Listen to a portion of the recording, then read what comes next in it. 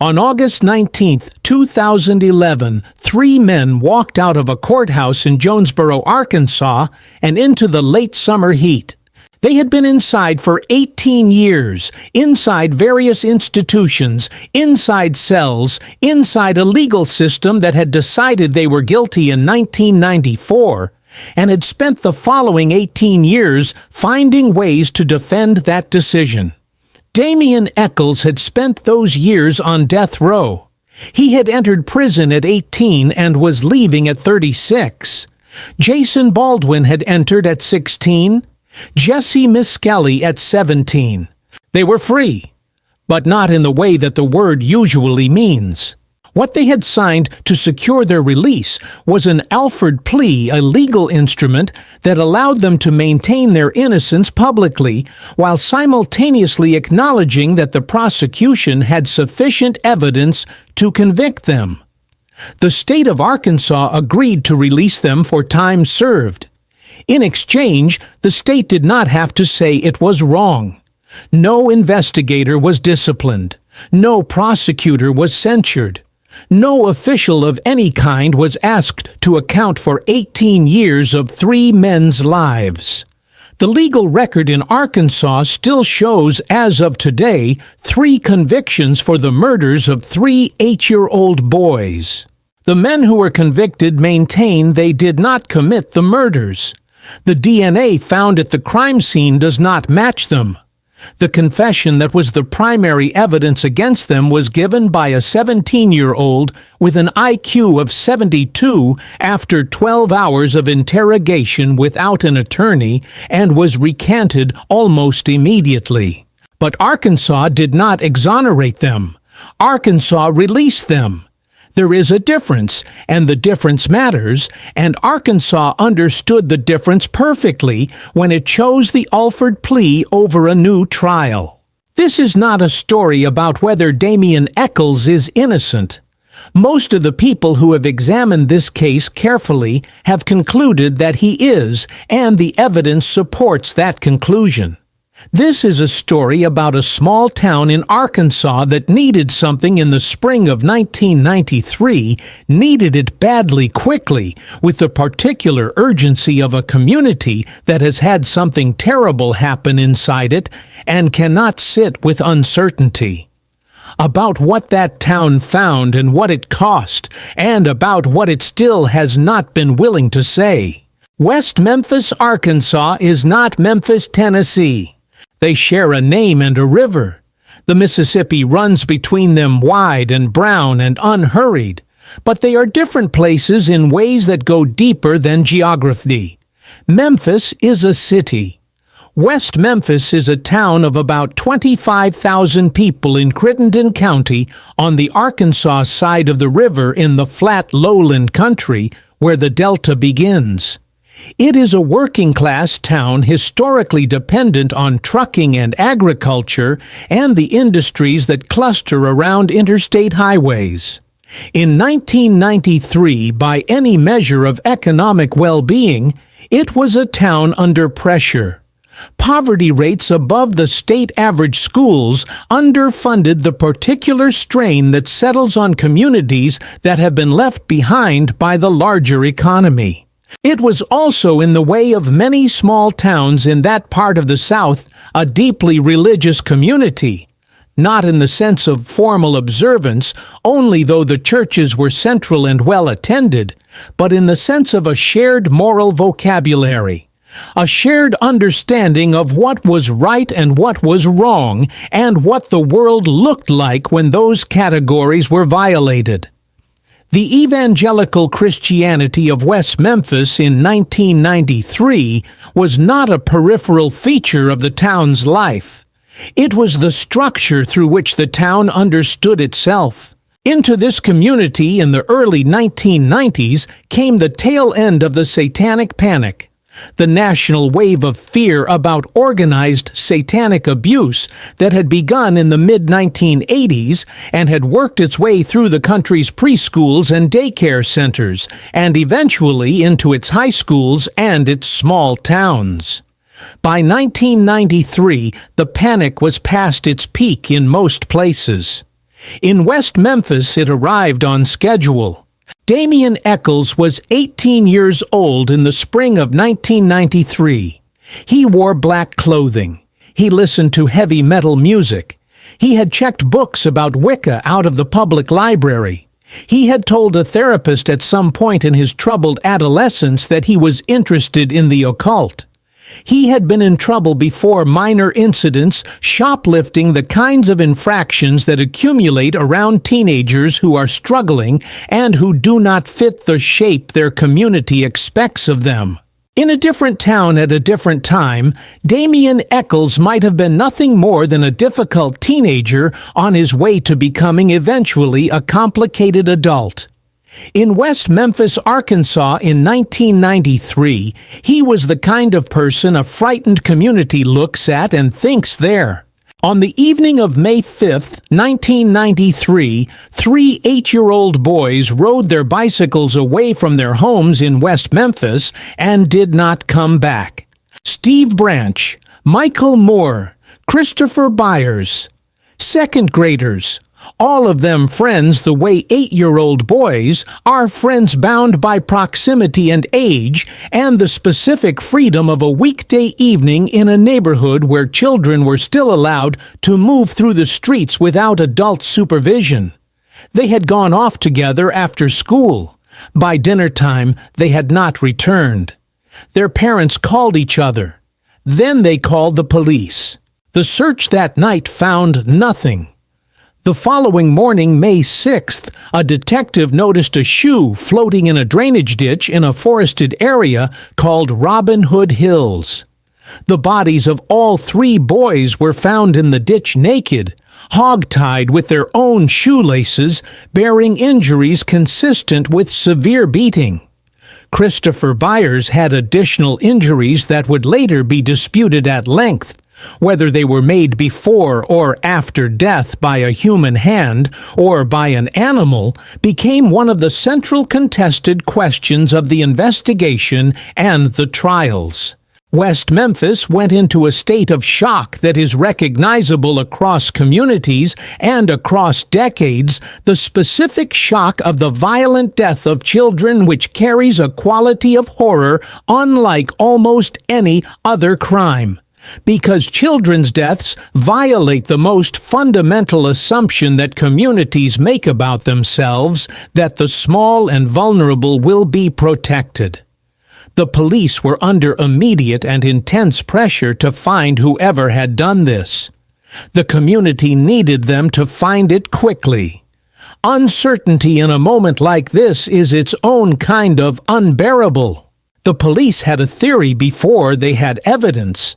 They had been thinking about Damien Eccles before the bodies were even found. He was known to them, known to the schools, known to the community as someone who did not fit, who made people uncomfortable, whose interests and appearance and manner suggested to the people looking at him something wrong. After the murders, a woman named Vicki Hutchison told police that she had information connecting Eccles and his friends to the crime. She would later testify at trial. She would later recant, saying that the police had told her what to say. On June 3, 1993, police brought in Jesse Miskelly. Jesse Miskelly Jr. was 17 years old. He had grown up in West Memphis and knew Damien Eccles and Jason Baldwin not closely, not as a core member of their social group, but in the way that teenagers in a small town know each other. He had his own struggles. He had dropped out of school. He was working odd jobs. He was not by any account someone who navigated the world easily.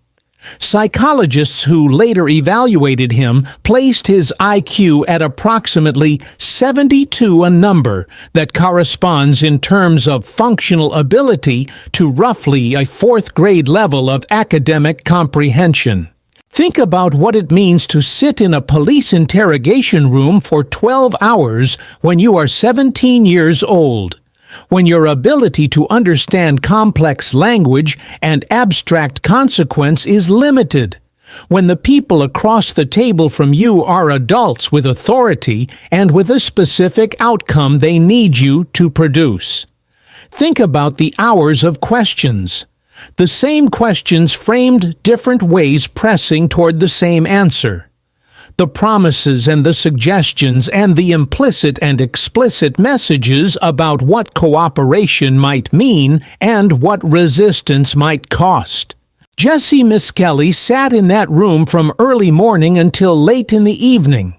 His father was in the building. He was not allowed in the room. No attorney was present for any of the interrogation. Of the more than 12 hours that Miskelly spent being questioned, 46 minutes were recorded. The rest, the hours before the recorder was turned. On the hours during which the shape of the confession was formed exist only in the memories of the people who were there. The recorded confession that emerged contains errors. Miskelly described the time of the attack as morning. The boys had disappeared in the evening. He described the boys as tied with rope. They had been tied with their own shoelaces. He placed himself at the scene in ways that did not match the physical evidence.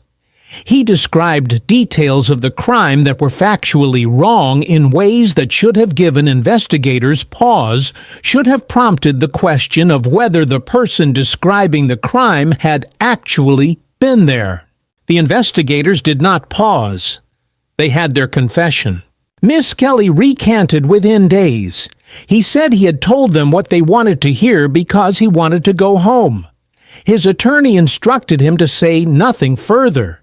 The confession given under conditions that would later be extensively challenged, containing errors that should have undermined its reliability, recanted almost immediately, became the foundational piece of evidence in trials that would send 3 teenagers to prison for a combined total of 54 years, plus a death sentence. The trials were held in 1994. 2 separate proceedings. Miskelly was tried first, then Eccles and Baldwin together. The prosecution presented what it called evidence of satanic involvement. An expert in occult practices was called to testify.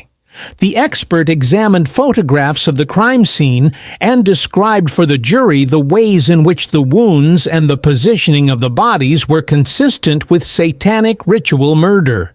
The expert's credentials were later questioned. His methodology looking at crime scene photographs and identifying satanic significance in them was later questioned by forensic professionals across the country. At the time, he testified in a courtroom in West Memphis, Arkansas, and the jury listened. The prosecution also presented physical evidence of the defendant's involvement in Satanism. Jason Baldwin's Metallica T-shirts, books that Damien Eccles had checked out from the public library, a journal in which Eccles had written about his interests and his interior life in the way that teenagers write in journals with intensity and darkness, and the specific adolescent drama of someone who is trying to understand what kind of person he is. These items, T-shirts, library books, a private journal, were presented to a jury as evidence of a capacity for ritualistic murder. They were admitted. They were treated as meaningful. In a courtroom in West Memphis in 1994, the things a teenager wore and read and wrote constituted the case for putting him on death row. No DNA linked any of the 3 defendants to the crime scene. No eyewitness placed them at Robin Hood Hills on the evening of May 5th. No physical evidence, no weapon, no clothing fiber, no blood trace connected them to the murders. What the prosecution had was Miskelly's confession and the suggestion elaborated by expert testimony and by the circumstantial evidence of who these teenagers were and what they were interested in, that they were the kind of people capable of this kind of crime. The defense pointed out the inconsistencies in the Miskelly confession. The defense pointed out the absence of physical evidence. The defense argued that the expert testimony about satanic ritual was not science, but speculation. The jury deliberated. The jury convicted.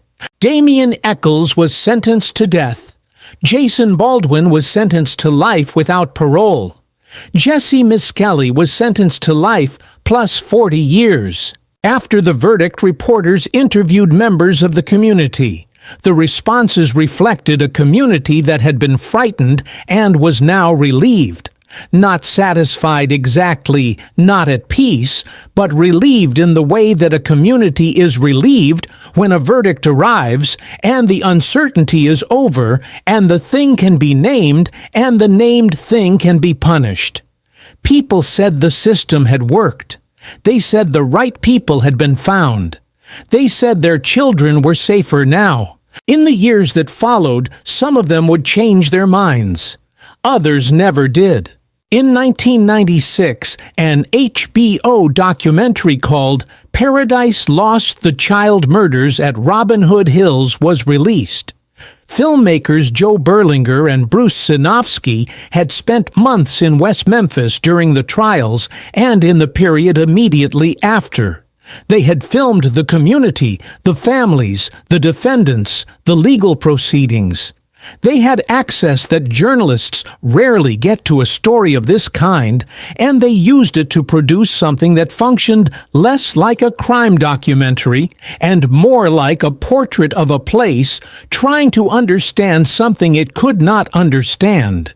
The film reached audiences that had no connection to West Memphis. Arkansas audiences who looked at Damien Echols and did not see a satanic murderer, but a teenager smart and strange and badly served by the institutions around him. Who looked at the trial record and saw the absence of physical evidence.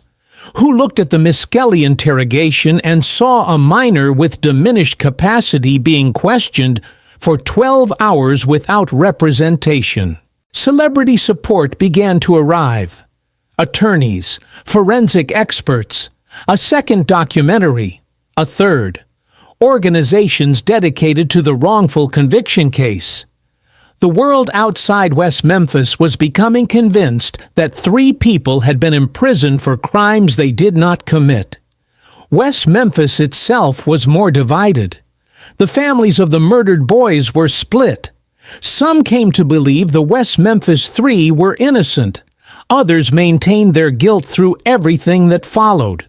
John Mark Byers, the stepfather of Christopher Byers, had been one of the most vocal advocates for the conviction in the years immediately after the trial. By 2007, he had changed his position entirely. "They're innocent," he said in an interview. "They did not kill my son. And this is wrong what the state of Arkansas is doing to cover their ass." The DNA testing began in 2005 and extended through 2007.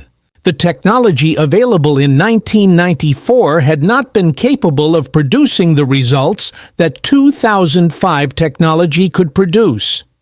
Investigators and attorneys for the defense submitted evidence from the crime scene fibers. Hair's materials from the ligatures that had been used to bind the boys for modern forensic analysis. The results were not ambiguous. None of the DNA found at the crime scene belonged to Echols Baldwin or Miskelly. Not a trace. In 18 years of imprisonment, the state of Arkansas had not been able to place any of the 3 men at Robin Hood Hills through physical evidence. The DNA results confirmed what the physical evidence had always suggested: they were not there. But the DNA results also found something else. A hair recovered from one of the ligatures was found to be consistent with the DNA of Terry Hobbs, the stepfather of Stevie Branch, one of the 3 murdered boys. A second hair found near the crime scene was consistent with a friend of Hobbs. 3 witnesses who came forward after seeing news coverage of the DNA findings said that Terry Hobbs's nephew had told them his uncle was responsible for the murders. 2 witnesses said they had seen Hobbs with the 3 boys on the evening they disappeared, a direct contradiction of Hobbs's claim that he had not seen the children that day. Hobbs was never charged. He was never seriously investigated.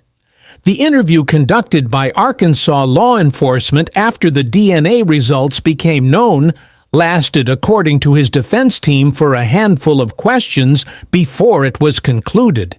He maintains his innocence. The state of Arkansas, faced with DNA, evidence that did not match its convictions and did match someone who had never been investigated, had a choice. It could open a new trial which would require presenting the DNA evidence and the new witness accounts in open court, which would require confronting formally and publicly the question of whether the right people had been convicted. Or it could find another way. It found another way. The Alford plea that freed Eccles Baldwin and Miss Kelly in August 2011 was their attorneys set a deal from hell. It was the only deal available. Damian Eccles' execution date was approaching. The legal avenues for further appeal were narrowing. Baldwin, who had refused early plea offers because he would not agree to any arrangement that left Eccles on death row, finally agreed in order to save his friend's life. The 3 men walked out of the Jonesboro courthouse and into cameras and supporters and the particular complicated freedom of people who have been released but not cleared. They cannot vote in some contexts. They carry felony convictions on their records. Damian Eccles, who has spoken and written extensively about his years in prison and his continuing fight for exoneration, has described the Alford plea as a way for the state to make the problem go away without taking responsibility for it. The state agreed to disagree. It let 3 men go home. It kept its conviction. As of the time this story is told, Damian Eccles' attorneys are pursuing new DNA testing using advanced forensic technology. The Arkansas Supreme Court granted permission for the testing. The results may or may not produce what Eccles and his supporters hope they will produce. They may or may not change anything in a legal system that has already demonstrated its preference for the Alford plea over the reckoning. The murders of Steve Branch, Michael Moore, and Christopher Byers have never been officially solved. No one has been charged, tried, or convicted for those murders in a proceeding that has survived legal challenge. 3 men spent 18 years in prison, one of them on death row, for a crime that the physical evidence does not support their having committed. And the community of West Memphis, Arkansas, has been living with both of those facts simultaneously in whatever way communities live, with the things they cannot fully reconcile. I have thought a great deal about West Memphis, not about the case, but about the town itself. About what it was in May 1993 when 3 boys did not come home. About what it needed in the days that followed, and what it got, and whether what it got was what it actually needed. The answer to that last question is clearly no. What West Memphis got was an arrest that relieved the immediate pressure, a trial that confirmed the arrest, a verdict that provided the closure that communities seek after terrible things happen. The naming and the punishing, the sense that the world has been made more orderly by the identification of the person responsible for the disorder. What that pressure felt like from inside the community is something worth trying to understand. A small town where 3 second graders rode their bikes away and never came back. Where the investigation was moving slowly, and the community was afraid, and the question of who had done this was everywhere, at the grocery store, at the church, at the school, where parents were watching their children with a new and frightened attention, where every evening that passed without an answer was another evening of that specific, grinding fear. The police felt it. The investigators felt it. The community communicated it to them in the direct and indirect ways that communities communicate pressure to the people responsible for making them safe.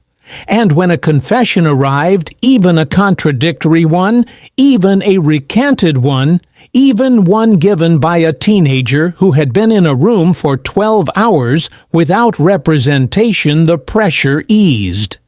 The community could breathe again. That is not a defense of what happened. It is an attempt to understand how it happened, because understanding how it happened is the only way to understand why it has been so difficult for 30 years to fully undo. What West Memphis did not get was the truth about what happened to those 3 boys. It has not gotten it yet. There is a particular thing that happens in a community after a wrongful conviction begins to unravel.